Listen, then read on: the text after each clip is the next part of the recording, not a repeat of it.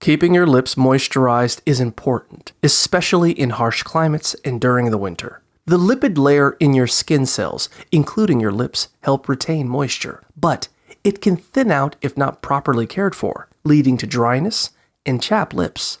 To address this issue, you can use moisture and ceramides to protect and heal your lips. Drink plenty of water to stay hydrated.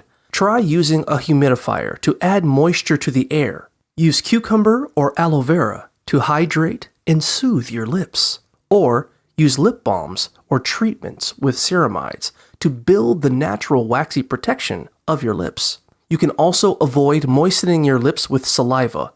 Avoid lip balms with artificial ingredients, citrus fruits, and spicy foods that can irritate your lips. Avoid exfoliants with salicylic acid and consider changing your toothpaste if it's irritating your lips. You can use a scarf to protect your lips from wind and apply lip balm regularly, especially in winter and when exposed to the sun.